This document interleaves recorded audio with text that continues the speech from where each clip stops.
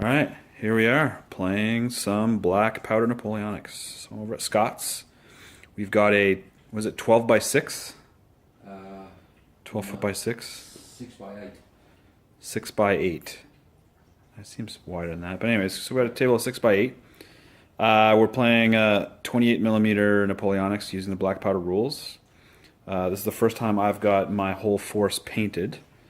And we're playing a kind of a homegrown scenario. All day today we've been painting stuff up. So I've painted an entire unit of horse that didn't even make it on the board. We painted up these mealy bag defenses and the biscuit box walls that are from the Rourke's Drift set that I got in Fallen. And yeah, they're just burning some leaves as a campfire there, and there's a wagon over there, and so on and so forth. We'll just go through.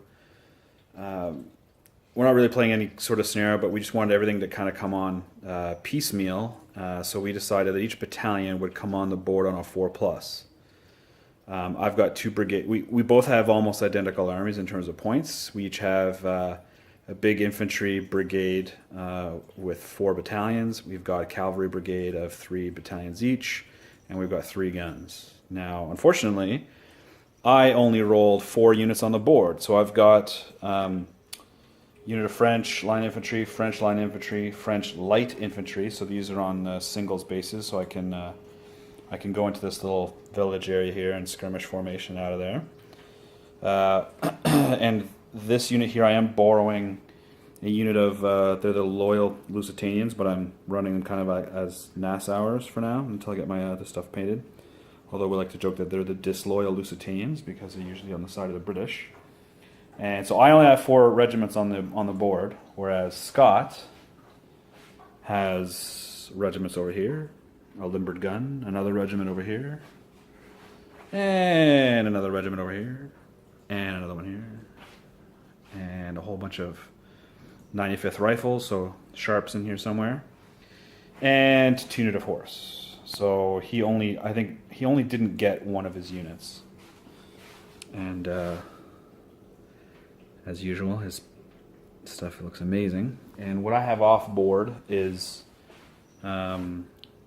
chasseurs, so they're my light cavalry, and then 2 units of dragoons, which are my heavy. I've got 2 horse artillery, a regular line infantry gun, and another unit of infantry. So that is that. That's what the table looks like, and we're gonna have some fun. So in eventful turn 1, Scott moved his guys forwards. His guard units got to move 1 more because they're reliable. So he issued a brigade advance order for these guys here. These guys did not move up, but these guys did, again, because they're reliable. They failed miserably, and these guys failed as well. I had the general order all of my cavalry at once to come on the board, and failed. He gets a special skill where he gets to re-roll it, but if he fails it again, they blunder. So the blunder meant that they stay off the board. However, I did get lucky, and my French attack columns are reliable as well as being attack columns, so I get +2 to my staff rating.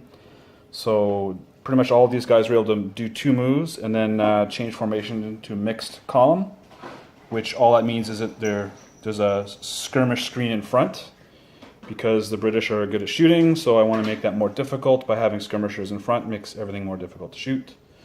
So that's pretty much it. My skirmishers are over here as well, so that is turn 1, and here we go to turn 2. All right, in a nutshell, he was able to move up, he failed to move up his infantry. These guys moved up. The cavalry moved up, his cavalry. Nothing much happened. On my turn, as you can see, my 3 units of cavalry, the general, which is there, was able to try and get a 54-inch charge off from this point on the table here. And I'd pre-measured, that's about 47 inches to his cavalry. They only got 2 moves, though, so 18 inches shy. But over here I did get my 3-move charge because they're in attack columns. And they were French, so I was able to come in, and only because I had 2 units was I able to smash his guard unit. And hilariously, these guys moved up, deployed to a line just to protect my flanks from shooting from over there and from getting flank charged here. Shot, disordered, and did 2 casualties with 3 dice worth of shooting, so that was pretty good.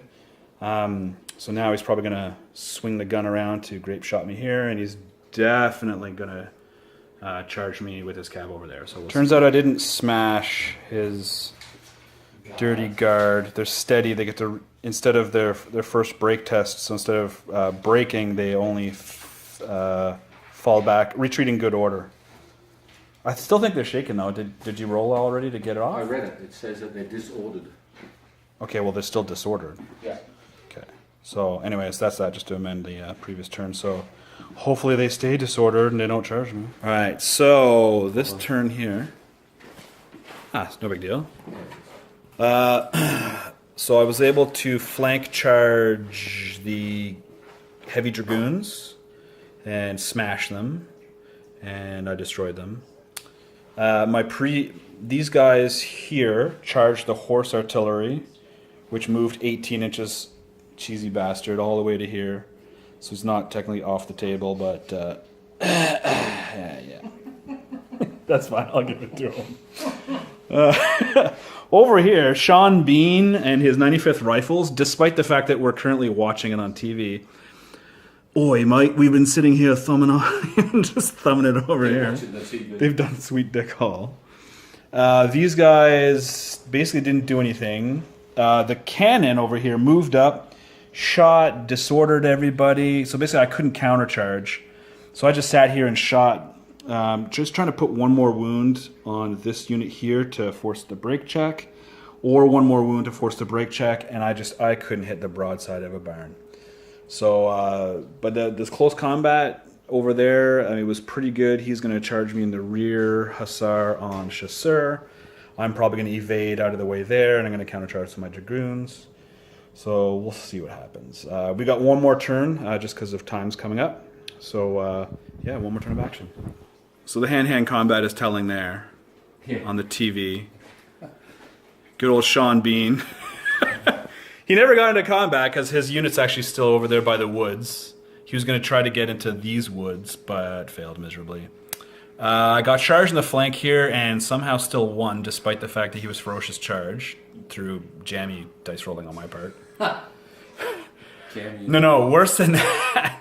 So I had moved up my skirmishers up to defend the biscuit box barricades. He moves his guard infantry up, and I won by 1. Over yonder, a whole bunch of nothing happened. Oh yeah, these guys retreated in good order because the cannon shot at them. These guys were able to form into line, but he figured in retrospect he probably should have charged. And I think so too. And so we're calling the game here, but it looks like while assault columns are awesome for getting into combat, once you get there, my guys were too tight. I couldn't deploy into line formation to shoot back, and his shooting is just so much better. So I don't know. The jury's still out. At least it means I get a good amount of movement to get there.